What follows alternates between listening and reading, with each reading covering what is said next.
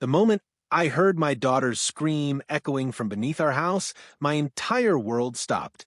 It wasn't a normal cry. It was the sound of terror, the kind that rips a parent's heart in half. I sprinted toward the basement door only to find it locked from the outside, and a smug HOA, Karen, standing there with her arms crossed, claiming my disabled daughter was causing disturbances. My hands shook as I demanded she open it, but she just smirked, unaware that she had just crossed the one line no one should ever cross. Behind that door, my daughter was pounding, whispering for help in a trembling voice.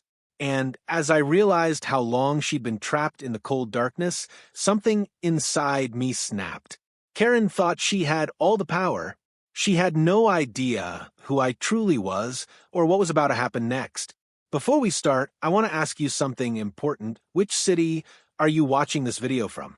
Drop your city name in the comments. I love seeing how far my stories reach across the USA.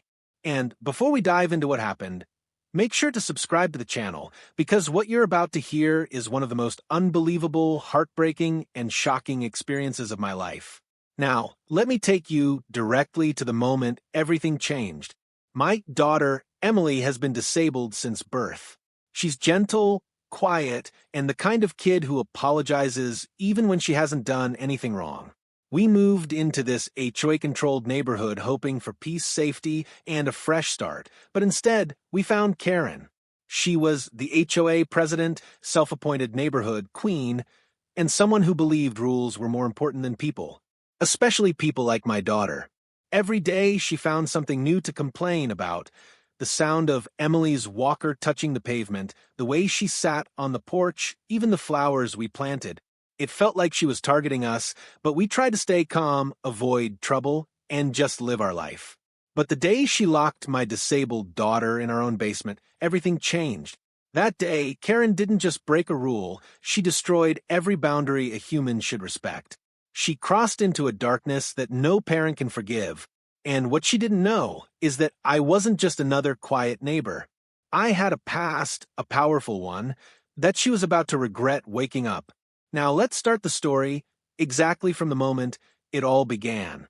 I still remember the afternoon it happened, the kind of quiet, peaceful day where nothing seems out of place until everything shatters. Emily had just finished her therapy session, tired but smiling, leaning gently on her walker as she moved around the living room.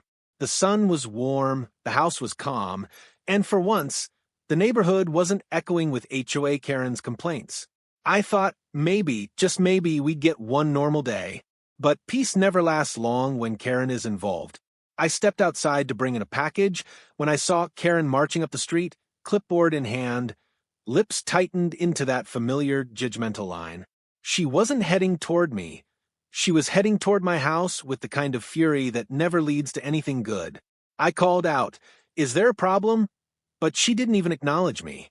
She brushed right past, muttering something about violating property rules.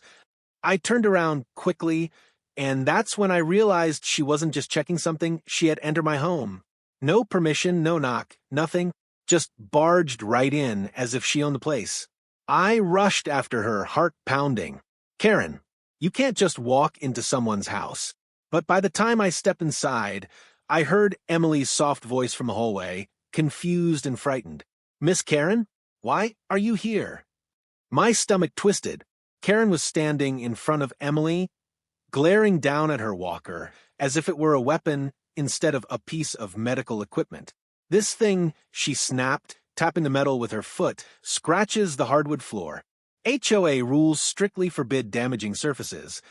"It's not damaging anything," I said, stepping between them. Emily clung to my sleeve, scared. "She needs this to move." Karen ignored me completely. Children causing disturbances must be supervised properly. The HOA handbook clearly states. "Karen, enough." I cut in, but the way she looked at my daughter made my blood run cold. It wasn't annoyance. It was hostility. She truly believed Emily was a burden on her perfect little world. Karen's eyes drifted toward the basement door, cracked open because I had been finishing some repairs down there earlier. And that's when her expression changed. like she had discovered a solution that made perfect sense in her twisted mind. "I'll handle this," she muttered. Before I could even react, she grabbed Emily by the arm, not hard enough to bruise, but rough enough to terrify her, and started pulling her toward the basement. "Karen, stop!" I yelled, sprinting forward. But Karen pushed the door wide, shoved Emily inside, and with one swift motion, she slammed the door shut and locked it. The sound echoed through the house like a gunshot. Emily's scream pierced the silence. "Dad! Dad, please!" I lunged toward the door, grabbing the handle, yanking, twisting, locked. My daughter was trapped behind a solid wooden door, in the dark, alone, terrified. Every instinct in me went wild. My voice shook as I demanded, "Open this door right now." Karen stepped back with a smugness that made me see red. "She needs to learn boundaries. You need to learn to control her. The HOA will not tolerate this type of disturbance. She's disabled," I hissed. "She can barely walk without support. How dare you lock her in a basement?" Karen crossed her arms. "Rules are rules. If you can't parent her properly, the HOA will step in." Her words didn't even make sense. She wasn't following any rule. She was abusing power, targeting a child, overstepping every moral boundary. And she thought she could get away with it. Emily was crying hysterically now. I could hear her breathing fast, panicked. "Dad, it's dark. I can't see. Dad, please." I slammed my shoulder against the door, but it wouldn't budge. The lock was old but sturdy. My heart felt like it was being ripped apart with every second that passed. Karen leaned against my kitchen counter like she lived there. "I'll unlock it once she calms down. Maybe this will teach her not to run around making noise." She wasn't running around. I shouted. She was standing in her own home. Karen shrugged. "That walker clanks. It's disruptive." I stared at her, actually stared, trying to understand what kind of monster could justify trapping a disabled child in a basement, because she didn't like the sound of a walker. And that's when I realized something deeper. Karen wasn't just cruel. She was dangerous. I pulled out my phone, hands trembling, ready to call the police. That's when Karen's tone shifted dramatically. "If you call anyone," she said coldly, "I'll report you to the HOA board. I'll say you endangered the child with that cluttered basement. They trust me. You lose." My thumb hovered over the screen. The audacity of her threat, the boldness, it was unbelievable. She actually thought the HOA had more authority than the law. Then, something inside me clicked. Karen had no idea who she was talking to. No idea what authority I actually held. No idea what connections I had. No idea that one phone call from me could change her entire life. But I didn't reveal it yet. Not yet. Because first, I had to get to my daughter. I stepped closer to Karen, lowering my voice, shaking with rage. "You are going to unlock that door. Right now." Karen smirked. "Or what?" I didn't answer. I walked past her, grabbed my toolbox from the hallway, and with one hard swing of the hammer, I shattered the lock. The door flew open. Emily was curled on the floor, shaking, terrified, tears streaking down her face. She reached for me instantly. "Daddy?" I lifted her into my arms, and at that moment, something inside me hardened into steel. Karen watched from the doorway, annoyed rather than remorseful. "Well, now you've damaged HOA property too. This will be reported." I held my daughter tight, my jaw clenched. She had no idea what she had just started, and she had no idea who I truly was. Everything was about to change, for her, for the HOA, and for this entire neighborhood. The moment I carried Emily out of that basement, something irreversible shifted inside me. Her small hands were clenched around my shirt, her breath shaky, her face pale from the darkness she had been trapped in. I could feel the fear pulsing through her. It wasn't just fear of the basement, it was fear of Karen. Fear of a grown adult who had treated her like a problem instead of a child with a disability. I set Emily gently on the couch, wrapped a blanket around her trembling shoulders, and held her until her breathing steadied. "You're okay," I whispered, brushing her hair back. "I'm here. I'm not going anywhere." But As soon as she was calm enough to sip water, I stood and turned. Karen was still in my house. She was inspecting her nails like she wasn't responsible for traumatizing a child. Well, she said, I hope you feel better now that you've destroyed HOA property. I'll have to report this. The board won't be pleased. The board. The HOA. Her precious power badge. That's all she cared about. The rules she twisted to fit her abusive behavior. The control she exercised over people who didn't fight back. Most neighbors avoided her. Some feared her. Some tolerated her. But no one stood up to her. Because Karen had made herself the center of authority.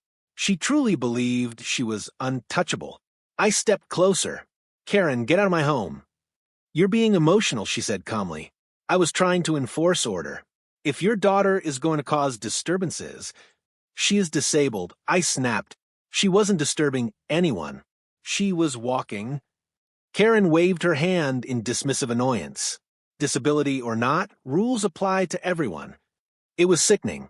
She had dehumanized my daughter so deeply that she didn't see her as a child anymore, just an HOA violation. I'm giving you 3 seconds, I said quietly, to leave. Karen rolled her eyes. Oh, please, don't be dramatic. I'm the HOA president. I have every right to. 1, I said, stepping forward. She froze. 2. Her face twitched, a subtle crack in her confidence. Fine, she hissed, grabbing her clipboard. But this isn't over. The HOA will take action. And with that, she stormed out of my home. The door slammed behind her. Emily flinched. I clenched my fists. She had already done enough damage for one day. But I knew this wasn't the end. Karen wasn't the kind of person who backed off. Not when she felt her authority challenged. And definitely not after I shattered the basement lock. But Karen also didn't know one crucial truth. She had just declared war on someone far more powerful than her. I had spent the past decade building a reputation Karen knew nothing about. I wasn't just a quiet homeowner. I wasn't just a single father. I wasn't the type who let people walk all over my family. I had a background, a very specific one, that made people tread carefully around me. A background Karen would soon learn about. But before any of that, my priority was Emily. Sweetheart. I said gently, sitting beside her again. Tell me exactly what happened before I got there. She sniffed, wiping her eyes. I was just walking my room, and Miss Karen came inside. She told me I wasn't supposed to be stomping around, but I wasn't stomping. I was going slow. I told her that. My jaw tightened, and then she grabbed my arm and said I was breaking rules. Tears filled her eyes again. Then she pushed me into the basement. She said I needed a timeout for disturbing the neighborhood. Dad, I was so scared. It's dark down there. I couldn't reach my walker. I closed my eyes for a moment to keep from exploding. Hearing it from her small, trembling voice made everything sharper, more real, more unforgivable. You're safe now, I said, kissing her forehead. She will never touch you again. I promise. But Emily wasn't done. She hesitated, then whispered, Dad, I heard her say she was going to make sure we get kicked out. I froze. Of course Karen had threatened her. The basement wasn't enough. She had to add psychological torture. She said, we shouldn't live here because we don't fit the neighborhood standards. That was it. The moment that sealed Karen's fate. Not just because she locked my disabled daughter in the basement, not just because she abused her HOA power, but because she dared to threaten my child's right to exist safely in her own home. Karen didn't know it, but she had awakened the worst version of me. I stood up slowly, staring out the window at her house across the street. She was already talking to another neighbor, pointing at my home animatedly, probably spinning some twisted story about how I was endangering the community. She thrived on creating fear, manufacturing problems, turning neighbors against each other. But she picked the wrong family. I dialed a number I hadn't used in a long time. A serious voice answered on the first ring. Detective Harris. Mike, I said quietly. It's me. There was a pause. I didn't expect to hear from you. Everything okay? No, I said. I need you at my house. Now. You sound tense. What happened? A woman locked Emily in the basement. Silence. Then, I'm on my way. I hung up and took a deep breath. Karen thought the HOA could protect her. She thought she could twist rules and bully families. She thought my daughter was defenseless. What she didn't know, what no one in this neighborhood knew, was that before I stepped away to raise Emily, I wasn't just a normal guy. I was a federal investigator, and Karen had just committed a felony. I watched from the window as Karen continued chatting, completely unaware of the storm heading her way. The storm she created. The storm she invited into her own life. Emily grabbed my hand gently. Dad, are you mad? I knelt beside her. Not at you, sweetheart. Never at you. I'm mad at what she did, and I'm going to make sure she can never hurt you or anyone again. She nodded slowly, trusting me the way only a child can trust their parent. And in that moment, I knew exactly what I needed to do next. The truth was on my side. The law was on my side. And power, real power, was about to shift. Karen had no idea what she had started, but she was about to learn. The hard way. Detective Harris didn't take long. 15 minutes after my call, his unmarked SUV rolled quietly onto our street. No sirens, no lights, exactly what I wanted. The kind of entrance that made nosy neighbors peek from behind their curtains without understanding what was happening. The kind that made people nervous without having anything obvious to complain about. Karen, however, noticed immediately. She was standing in her driveway, arms folded, lecturing poor Mr. Thompson about the color of his trash bin lid. When she saw the detective step out of the vehicle, her expression cracked just for a second before she put the Karen face back on. Chin raised, fake authority radiating off her like cheap perfume. Detective Harris walked straight toward me. Where is she? He asked. Inside, I said. Emily's okay now, but she's shaken. His jaw clenched. And the woman who did it? I tilted my head slightly toward Karen's house. Harris turned, watching her for a few seconds as she pointed aggressively at something on a clipboard. He muttered, She looks like a problem. You have no idea, I replied. We walked back into my house, and Harris crouched beside Emily. He spoke softly, gently. Hi, sweetheart. I'm Detective Mike. Can you tell me what happened? Emily nodded nervously, gripping her walker.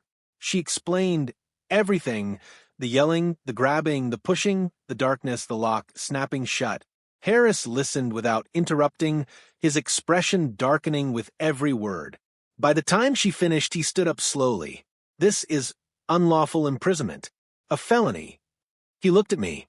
Are you ready to move forward formally? Yes, I said without hesitation. He exhaled. Good, because there's something you need to know. I frowned. What? Harris hesitated, and then revealed a truth that turned everything upside down. We've been investigating someone in this neighborhood. Someone connected to intimidation, property fraud, and extortion. HOA related.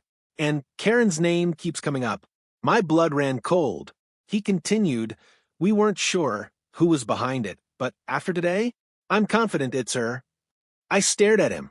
Karen? Extortion? Fraud? Are you sure? Sure enough, he said. We suspect she's been abusing her HOA authority to force vulnerable homeowners into violations, then threatening legal action so they'd settle with her privately. We think she's taken thousands. My stomach twisted. So she's targeting people who she thinks won't fight back. Exactly. He folded his arms. Single parents, elderly neighbors, disabled residents. Anyone who looks like an easy victim. I clenched my teeth. It all made sense. The hostility, the obsession with power, the way she had targeted Emily, not out of annoyance, but because she believed we were powerless. But what Harris said next was the real shock. And there's more. Someone from the HOA board contacted us anonymously months ago. They claimed Karen was hiding community funds, doctoring violation reports, threatening board members, and even bribing an inspector. Who contacted you?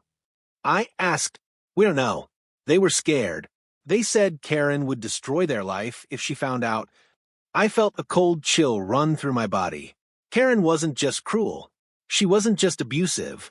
She was operating like a dictator, and someone inside the HOA knew the truth. I'm going to talk to her, Harris said.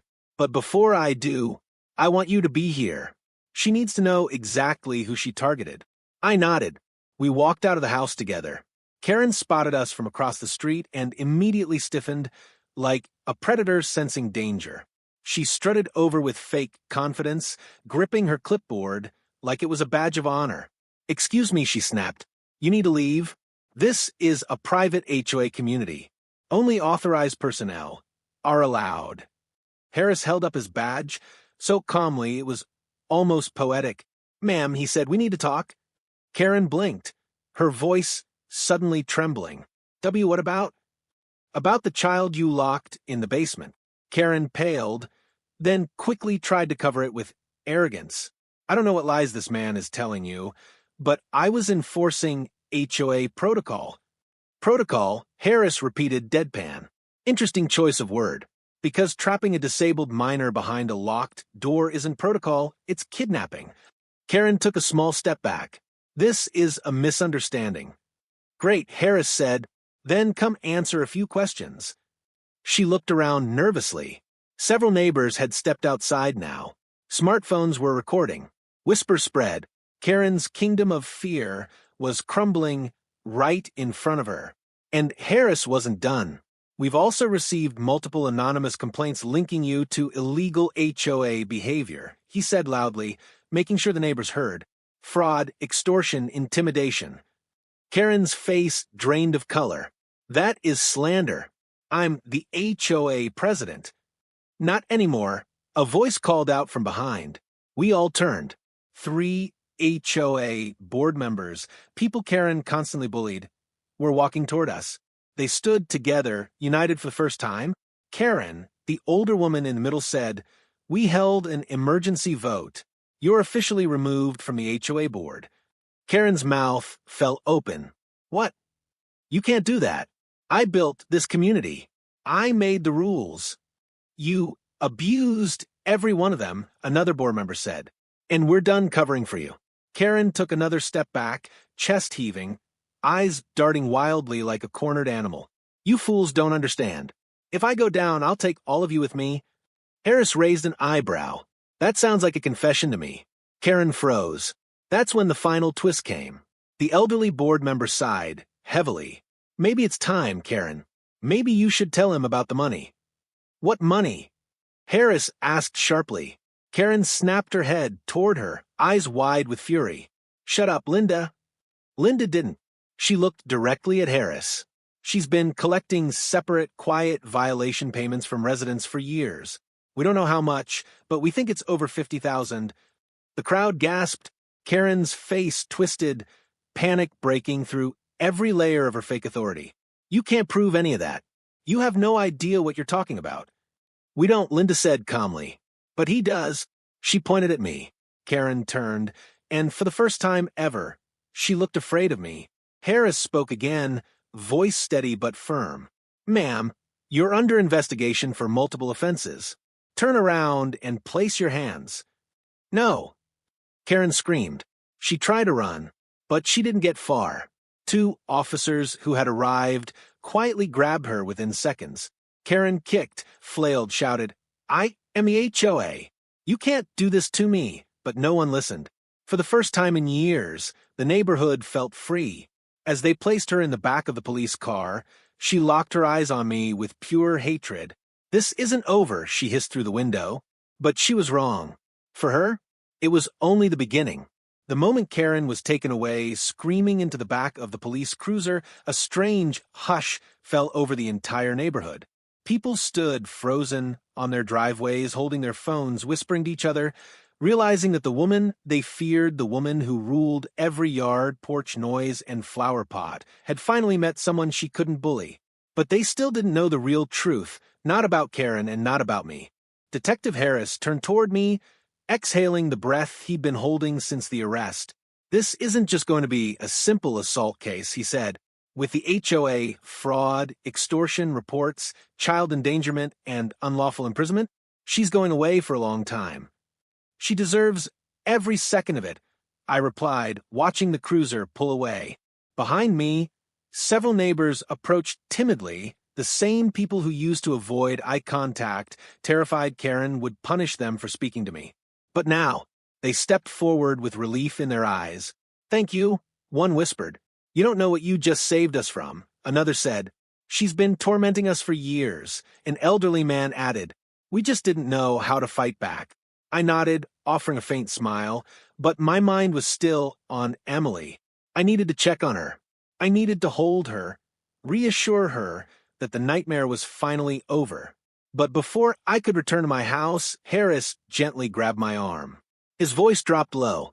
"You didn't tell them, did you?" I shook my head. "No, they don't need to know." Harris studied me for a moment before sighing. "You think you can keep it quiet forever?" "It's better if I do," I replied. "I left that life for a reason." A few neighbors overheard just enough to be confused, but not enough to understand. They simply stepped back, realizing something deeper was unfolding. Harris followed me inside, closing the door behind us. Emily was sitting on the couch, holding her stuffed bunny, eyes still red from crying.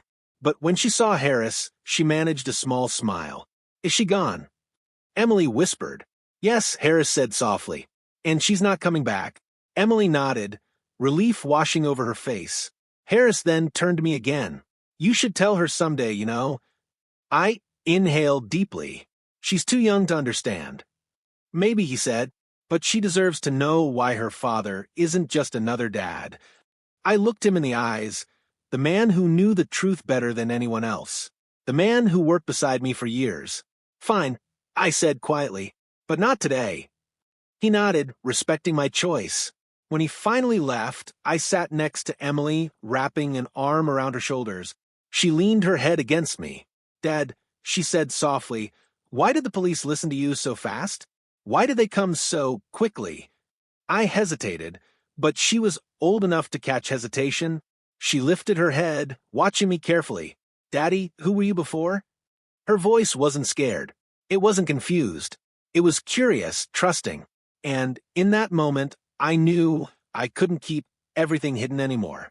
So I told her, gently, piece by piece.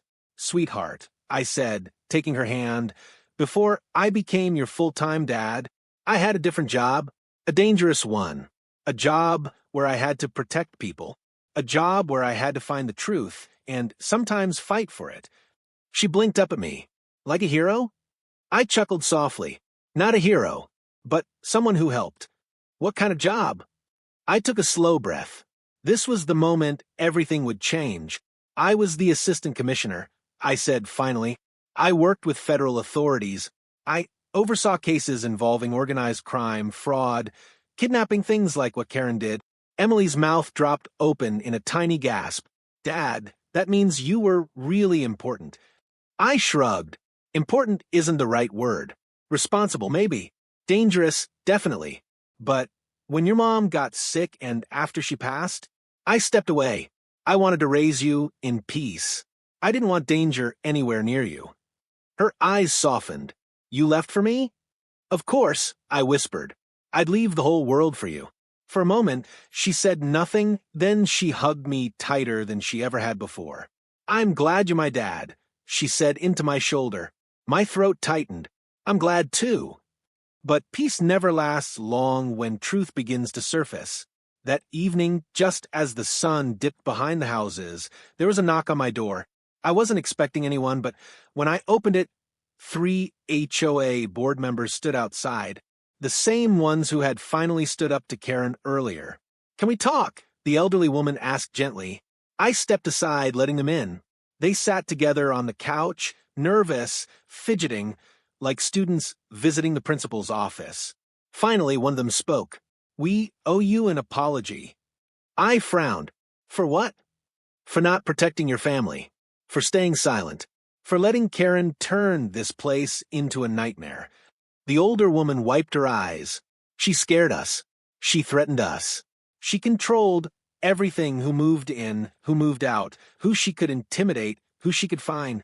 We knew she was getting worse, but we didn't know how far she'd go. And we didn't know you." She hesitated. "Were you really the assistant commissioner?" I exhaled slowly. Yes, but it's not something I advertise. They exchanged shocked glances, whispering under their breath. That explains why Harris came so fast, one of them murmured. That explains the way she panicked, another said, but the board president leaned forward, voice trembling. There's something you need to know, something we uncovered today. She handed me a small folder. Inside were documents, violation reports, financial sheets, forged signatures, fake bills. But the last page hit me like a punch. A list of homeowners Karen planned to target next. At the top of the list, my name. The woman whispered she was planning to frame you for child neglect, to force the HOA to remove you. Then she was going to take your home. My jaw clenched so hard it hurt. She planned the entire thing, the board president said. Locking your daughter in the basement, that wasn't rage. It was strategy. She wanted to create evidence, fake evidence, and report you to the HOA as unfit. She wanted you gone. Emily gasped quietly from the hallway, listening. I felt cold, frozen. Not because Karen targeted me, but because she targeted my daughter to execute her plan. One of the board members added, she hated you because she could sense she couldn't control you, so she tried to destroy you. A long silence filled the room. Finally, the elderly board woman whispered, whatever happens next, the HOA is behind you. We'll testify. We'll support any charges. Just make sure she never comes back. I nodded slowly. She won't, I said, and I meant it. Because now, this wasn't just about justice or revenge. It was personal. Night settled over the neighborhood like a heavy curtain, but inside me, a storm was only beginning. After the HOA board left, after Emily finally fell asleep curled against my arm, after the house became silent, I sat alone in the dark living room, reading every document in that folder again and again. Each page was worse than the last. Karen hadn't just been planning to get us kicked out. She had been building a case, a fabricated one, to make it look like I was an unfit parent. Photos she had taken without permission. Complaints she had drafted under other neighbors' names. Notes about Emily's disability she twisted into unstable behavior. She even wrote a fake allegation that I locked my own daughter in the basement. My blood ran ice cold. She was preparing a trap. She wasn't acting impulsively. She wasn't angry or annoyed. She was executing a strategy, and my daughter, my sweet, disabled, gentle Emily, was the centerpiece of it. It took everything in me not to punch a hole through the wall. The only thing that stopped me was Emily's soft breathing from the couch. I looked at her small body curled beneath the blanket. How fragile she was, how deeply she trusted me to keep her safe. And that was when the decision solidified inside me like iron. Karen wasn't going to get away with this. Not in court, not in the neighborhood, not anywhere. She would face consequences so severe that no one like her would ever dare to harm another child again. But I knew Karen. She wasn't the type who accepted defeat. She wasn't the type who stayed quiet in a jail cell. She wasn't the type who stopped fighting. She was the type who came back. And I had to be ready for it. So, the next morning, I drove straight to the county sheriff's office. Detective Harris met me at the door. I figured you'd come. I handed him the folder. You need to see everything in here. He flipped through the papers, his eyes widening. Jesus, this is worse than I thought. She's been doing this for years. I said, not just us. She has a pattern. And she escalated. Harris nodded. Good news is, this is enough to bury her in charges. What's the bad news? He sighed. Karen's lawyer filed for immediate bail this morning. My heart dropped. She's getting out? I asked quietly. Not yet, he said, but they're pushing hard, claiming the arrest was excessive, saying it was a misunderstanding, blaming her mental stress as HOA president. A bitter laugh escaped my throat. She kidnapped a child. I know. You know. Everyone here knows, Harris said, but her lawyer is smart. Twisted but smart. They're arguing she didn't kidnap Emily. She relocated her to a safe space because she claimed Emily was a danger to herself. I froze. That was her plan story. The same lie she wrote in the folder. Exactly, Harris said. She was building a narrative. For a moment, the room felt too small. So, what do we do? I asked. Harris closed the folder. We prepare. We get every statement, every neighbor, every piece of evidence. We gather the homeowners she extorted. We interview the board. We build a case so solid her lawyer won't be able to break a single crack. He placed a hand on my shoulder. And we let her make one more mistake. Because she will. I nodded slowly. I knew Harris was right. People like Karen couldn't help themselves. Their arrogance always forced them to push further until they destroyed themselves. But I still couldn't shake the worry lingering in my gut. Because Karen wasn't like other offenders. She was vicious. She was calculating. And she was obsessed with control. If she got out, even for a day, she would come straight for us. By evening, I felt a strange calm settle over me, the calm of a man who had survived the battlefield many times before. I made dinner for Emily. We watched her favorite animated movie. I tucked her into bed, but I didn't sleep. I sat by the living room window, watching the street, every light, every shadow, every sound. The neighborhood felt too quiet, as if holding its breath. At 10:47 p.m., the phone rang. Harris. I answered immediately. Tell me. His voice was tight. She posted bail. My stomach dropped. How much time before she's released? She's already out. I stood up sharply. You're kidding. Her lawyer pulled strings. But listen to me carefully, she's under surveillance. She can't legally go near you, the HOA board, or the neighborhood until her hearing. Karen doesn't care about legal. I know, Harris said, and she'll break the order. That's what we're waiting for. The moment she violates it, we arrest her again, and this time, she won't get bail. So, you're telling me to wait. I'm telling you to be ready. I hung up. My pulse pounded. I checked the locks, checked the windows, checked the back door, checked the garage. Everything was secure, but the quiet outside felt wrong, too still, too heavy. At 11:12 p.m., the motion light in my backyard flicked on. My chest tightened. I moved silently to the kitchen door, looking out through the curtain. At first, I saw nothing. Then, a shadow shifted behind the shed. That was all I needed. I grabbed the baseball bat I kept by the counter and stepped outside. The air was cold, windless, eerie. I walked toward the shed slowly, each step controlled. Then I heard it, a faint laugh, a woman's laugh. I tightened my grip on the bat, and then she stepped out of the shadows. Karen, eyes wild, hair messy, no clipboard, no smugness, just rage. You ruined my life, she hissed. I spoke calmly, the old training slipping back into place. You shouldn't be here.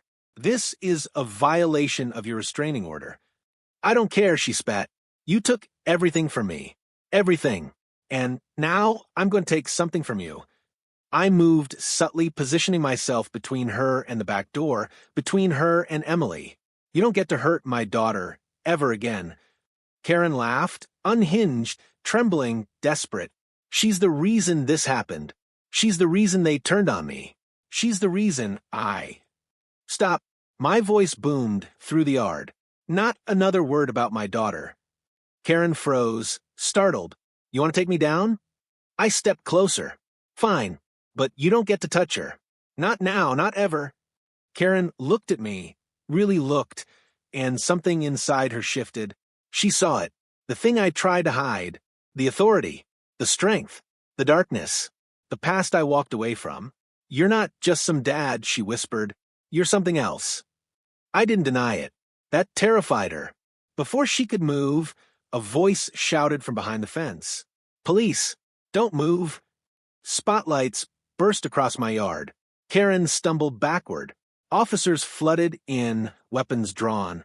Harris led them, sprinting toward her. Karen screamed. He threatened me. He attacked me. Enough, Harris cut her off. You violated your release order. You're done. Karen's face twisted in panic. No, you can't do this. He's lying. Two officers grabbed her. And this time, Karen didn't fight. She broke, collapsed, crying. As they carried her away, she looked at me through tear-blurred eyes.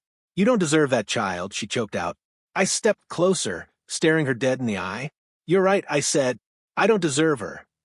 Karen blinked, confused. "I'm blessed to have her." And with that, she was taken away for good. The final confrontation was over, but the story was far from finished.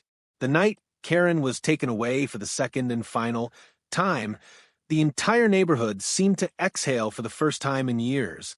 It was strange how quiet everything felt afterward. Not the fearful quiet that Karen created with her constant demands and threats, but the peaceful quiet of a place finally free from its tyrant. I stood in the backyard long after the officers left, the echo of Harris's last words still lingering in my ears. "It's over now. She won't be getting out again." But even with Karen gone, a heaviness stayed in my chest, not fear, but the realization of how close everything came to falling apart. One wrong move, one moment of delay, one misscream, and Emily could have been lost forever. When I returned inside, Emily was sitting up on the couch waiting for me. Her eyes were wide, tired, but brave, braver than any child should ever have to be. "Dad," she whispered, "is she gone now? Really gone?" I knelt beside her and held her close. "Yes, sweetheart. She's not coming back." She nodded slowly, her small hands gripping mine. "Did she try to hurt you again?" she asked. "No," I said firmly. "And she never will. Not as long as I'm breathing." Emily rested her head on my shoulder. "I knew you'd protect me. I knew it." My heart twisted. She had no idea how close her belief came to being tested in the worst possible way, but she didn't need to know the fear I felt. She didn't need to know that in the moment I saw that shadow near the shed, my entire world narrowed to one thought: protect her at all costs. The next morning, I woke up to something unexpected, a knock on the door at 7 a.m. For a split second, my mind flashed back to danger, but when I opened the door, I froze. Half the neighborhood stood outside.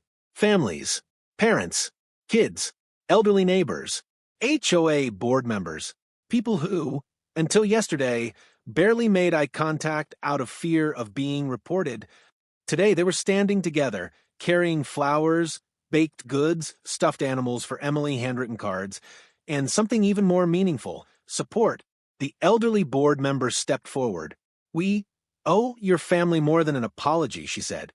"You didn't just protect your daughter. You protected this whole community." A man behind her added, "Because of you, our kids can play outside again." Another woman said, "Because of you, we're not afraid to speak up anymore." Then a teenager, someone Karen had constantly accused of loitering, handed Emily a small bracelet. "This is for bravery," she said shyly. Emily looked up at me with a smile that melted my heart. The board president spoke next, holding out a folder. "We had an emergency HOA meeting last night. Without Karen, we all agreed on something unanimously." I raised an eyebrow. "What's this?" "A proposal," she said, "to completely rewrite the HOA rules, fairly, legally, humanely. We want you to be part of it." I blinked. "Me?" "You're the only one who ever stood up to her," she said. "And now we want a leader who protects families, not punishes them." The whole crowd nodded. Emily squeezed my hand. "Dad, you should do it." I laughed softly. "Sweetheart, I don't think they need someone like me running rules." The board president shook her head.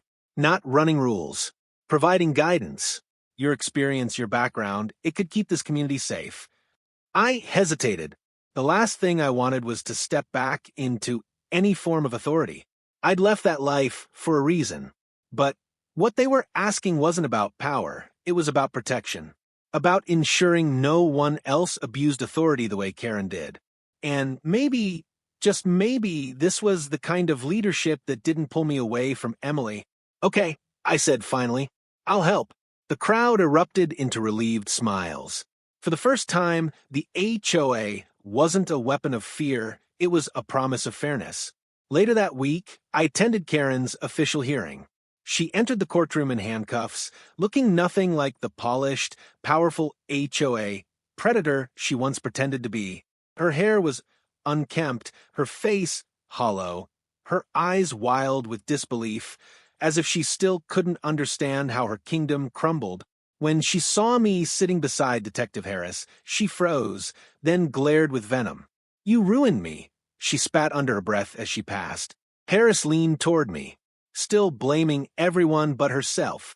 Karen's charges were extensive: felony child endangerment, unlawful imprisonment, trespassing, fraud, HOA, fund embezzlement, extortion, violation of restraining order, attempted fabrication of evidence. Each charge hit her like a hammer, and each one was supported by dozens of witness statements, financial records, neighbors' testimonies, and the very folder she created to destroy me. The judge didn't hesitate. Karen was denied bail permanently. She was sentenced pending trial to remain in custody without release. Her scream echoed through the courtroom. "This isn't fair. I was protecting the community. You can't do this to me." But no one listened. Karen had spent years silencing others. Now the world silenced her. After the hearing, Harris shook my hand. "You did the right thing," he said. "You saved your daughter and a lot of other people." "I just did what any father would," I replied. "No," Harris said firmly. "Most people would have tried. You didn't try. You finished it." I looked at Emily, who was waiting on a bench in the hallway, playing with the bracelet the teenager had given her. She looked happier, lighter, as if a shadow lifted from her little heart. "That's what matters," I said. Harris smiled. "Take care of her. And, hey, if you ever want to come back into the department." I shook my head with a laugh. "My job is here now." He chuckled. "Didn't think so. You've earned your peace." Life slowly returned to normal, but a better normal. The neighborhood transformed. Kids played freely. Neighbors greeted each other warmly. The HOA began rebuilding itself with compassion and transparency. And Emily? She thrived. She slept easier, smiled more, walked confidently with her walker. She told her therapist, "I'm not scared anymore. Dad keeps me safe." And she wasn't wrong, because I would protect her against anything, even the darkness wearing the face of a neighbor. If you made it this far, thank you. Stories like these are hard, emotional, and real for so many families. And if this one touched your heart, even a little, do me one favor. Backhand index pointing right, tell me in the comments, what would you have done if you were in my place? I read every single comment, and your voice truly matters. And if you enjoy emotional, powerful, twist-filled stories like this, then please, white heavy checkmark, hit that like button. White heavy checkmark, subscribe to the channel. White heavy checkmark, turn on the bell icon so you never miss another story. Your support helps this channel grow and lets me bring you even more shocking, inspiring, and heart-grabbing stories every single day. Thank you for watching. Stay safe, stay strong, and I'll see you in the next story.